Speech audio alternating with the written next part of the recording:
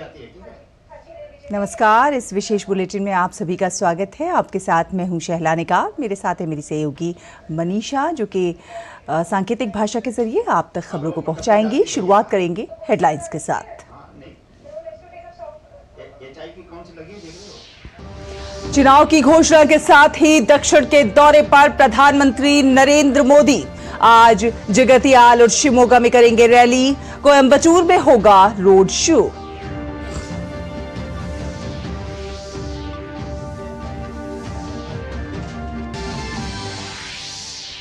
मुंबई में विपक्षी गठबंधन की रैली से नदारद रहे अखिलेश यादव, तो वहीं एनडीए गठबंधन को लेकर आज नीतीश कुमार दिल्ली में करेंगे बातचीत। उत्तर प्रदेश समेत कुछ अन्य राज्यों की कोर कमेटी के साथ अमित शाह और जेपी नड्डा की भी होगी बैठक।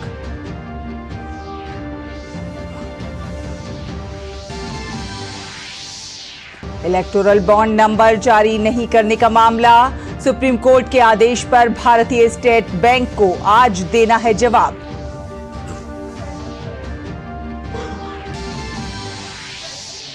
दिल्ली जल बोर्ड से जुड़े केस में पूछताछ के लिए आज दिल्ली के मुख्यमंत्री अरविंद केजरीवाल को ईडी ने भेजा समन। आबकारी मामले में 21 मार्च को होगी पूछताछ। देश में पहली बार लगेगा स्टार्टअप महाकुंभ। आज से 20 तारीख तक बड़े पैमाने पर भारत मंडपम में जुटेंगे स्टार्टअप और निवेशकों के साथ भावी उद्यमी।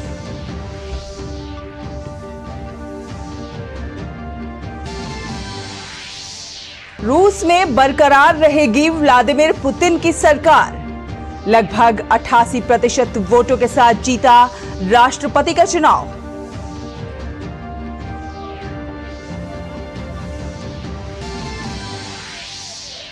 महिला प्रीमियर लीग को मिला नया चैंपियन। रॉयल चैलेंजर्स बेंगलोर ने जीता खिताब। फाइनल में दिल्ली कैपिटल्स को 8 विकेट से हराया।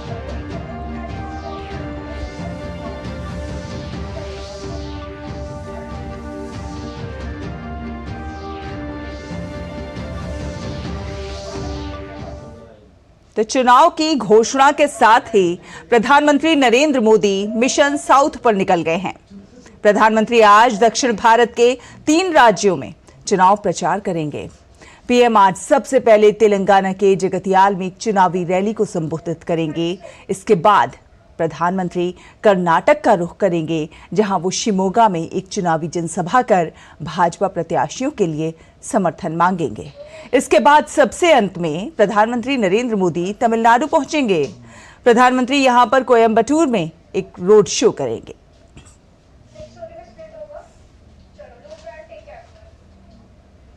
तो एक तरफ एनडीए अपने कुनबे को मजबूत करने में जुटी हुई है, तो वहीं दूसरी ओर विपक्षी गठबंधन में दल तो मिल गए हैं, लेकिन लगता है कि दिल अभी भी नहीं मिल पाए हैं। कल जब मुंबई के शिवाजी पार्क में कांग्रेस के नेता राहुल गांधी की भारत जोड़ो न्याय यात्रा के समापन पर रैली हुई, तो मंच पर फारूक अब्दुल्ला, तेजस्वी यादव, उद्धव ठाकरे, महबूबा मुफ्ती, डीएमके नेता स्टालिन जैसे अलग अलग दलों के नेता शामिल हुए, लेकिन समाजवादी पार्टी के नेता अखिलेश यादव का चेहरा नजर नहीं आया। अखिलेश ने राहुल गांधी को चिट्ठी लिखकर कहा कि वो चुनाव की तैयारियों के कारण व्यस्त हैं, इसलिए रैली में शामिल नहीं होंगे। अब अखिलेश का रैली से नदारद होना कई तरह के सवाल खड़े कर रहा है। इस बीच आज विपक्षी गठबंधन के घटक दलों में सीटों के बंटवारे पर दिल्ली में बैठक हो सकती है।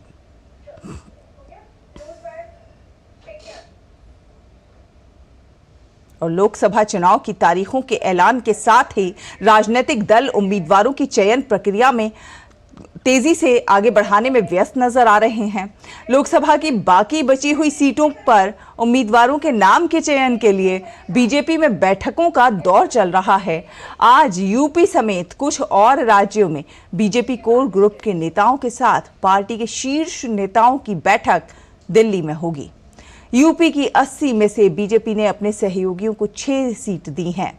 बीजेपी यूपी में निषाद पार्टी, सुहेल देव भारतीय समाज पार्टी, अपना दल, अनुप्रिया पटेल और आरएलडी के साथ मिलकर चुनाव लड़ रही है।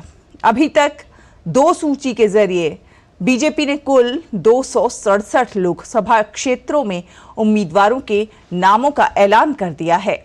यूपी कोर ग्रुप की बैठक में मुख्यमंत्री योगी, डिप्टी सीएम केशव मौर्य, ब्रजेश पाठक भी मौजूद रहेंगे। दरअसल कोर ग्रुप की बैठक के बाद ही प्रधानमंत्री नरेंद्र मोदी की मौजूदगी में बीजेपी की केंद्रीय चुनाव समिति की बैठक होगी, जिसमें उम्मीदवारों के नामों पर आखिरी मुहर लगेगी।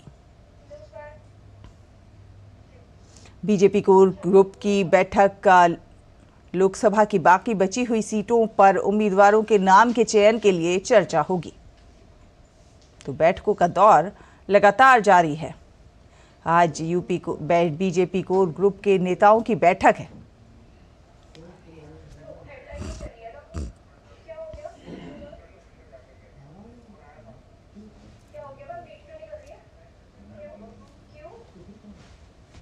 तो सीटों पर उम्मीदवारों के नामों पर होगा विचार।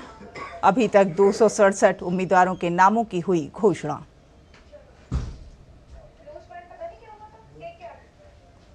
और बात करते हैं बिहार में एनडीए की। आज नीतीश कुमार पटना से दिल्ली आ रहे हैं, जहां उनकी बीजेपी के शीर्ष नेतृत्व के साथ मुलाकात होगी। बिहार एनडीए में सीट बंटवारे पर आखिरी मोहर के लिए नीतीश आज बीजेपी नेताओं के साथ बैठक करेंगे। बिहार में लोकसभा की 40 सीट हैं। अब देखना होगा कि जेडीयू, बीजेपी और बाकी घटक दलों के बीच कितनी सीटों का बंटवारा होता है। कहा जा रहा है कि कल मंगलवार को बिहार के लिए एनडीए के सीट बंटवारे की घोषणा हो सकती है। बीजेपी पहले ही लोक जनशक्ति पार्टी रामविलास पासवान के प्रमुख चिराग पासवान के साथ मिलकर चुनाव लड़ने पर सहमति बना चुकी है।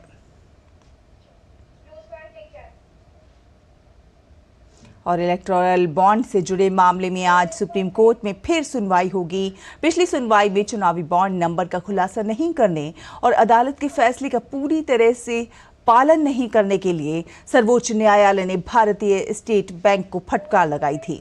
5 न्यायाधीशों की पीठ ने एसबीआई को नोटिस जारी कर मामले में 18 मार्च को अपना जवाब देने के लिए कहा था। कोर्ट ने 11 मार्च के फैसले में स्टेट बैंक ऑफ इंडिया यानी एसबीआई से स्पष्ट कहा था कि बॉन्ड की पूरी डिटेल, खरीदी की तारीख, खरीदार का नाम, कैटेगरी समेत दी जाए, लेकिन एसबीआई ने यूनिक अल्फा न्यूमेरिक नंबर्स का खुलासा नहीं किया था।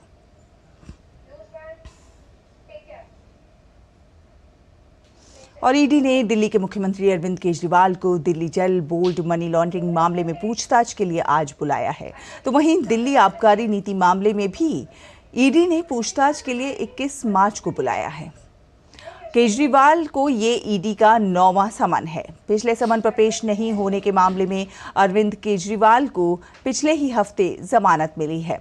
एक तरफ जहां भाजपा ने केजरीवाल पर जांच से भागने का आरोप लगाया है, तो वहीं दिल्ली की मंत्री आतिशी ईडी के समन को अरविंद केजरीवाल को गिरफ्तार करने की साजिश करार दे रही हैं। अब देखना होगा कि केजरीवाल आज क्या करते हैं। अभी तक केजरीवाल किसी भी समन पर ईडी के समक्ष पेश नहीं हुए हैं। और स्टार्टअप महाकुंभ आज से नई दिल्ली के भारत मंडपम में शुरू होगा। बुधवार तक चलने वाले इस आयोजन में स्टार्टअप्स के अलग अलग पवेलियन होंगे। महाकुंभ में AI, B2B, agritech, deep tech, climate tech, gaming, esports, fintech जैसे अनेक पवेलियन देखने को मिलेंगे। इसका उद्देश्य पूंजीपतियों और निवेशकों को भारतीय व्यापार के साथ जोड़ना है। स्टार्टअप महाकुंभ में 1000 से अधिक स्टार्टअप्स, 1000 से अधिक निवेशक, 5000 भावी उद्यमी और 40,000 आगंतुक भाग लेंगे। इस मौके पर 34 से अधिक deep tech startup NASSCOM pavilion में अपने नवाचारों का प्रदर्शन करेंगे।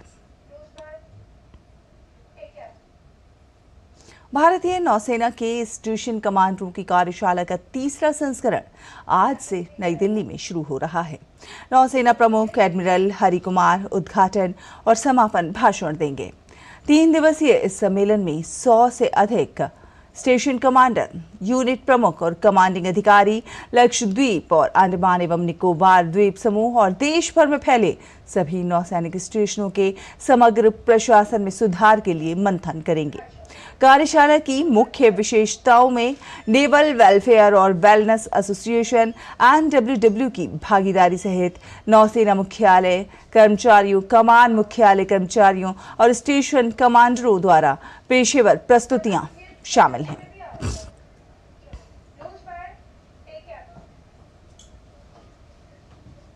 बात करें खेलों की तो महिला प्रीमियर लीग को नया चैंपियन मिल गया है। रॉयल चैलेंजर्स बेंगलोर ने WPL 2024 का खिताब अपने नाम कर लिया है। रविवार को खेले गए फाइनल मैच में RCB की टीम ने दिल्ली कैपिटल्स को 8 विकेट से हराकर ट्रॉफी पर कब्जा जमाया। दिल्ली के अरुण जेटली स्टेडियम में खेले गए फाइनल मुकाबले में दिल्ली कैपिटल्स ने टॉस जीतकर पहले बल्लेबाजी करते हुए 18.3 ओवर में 113 रन बनाए। जवाब में रॉयल चैलेंजर्स बेंगलोर ने 3 गेंद शेष रहते लक्ष्य को हासिल कर लिया।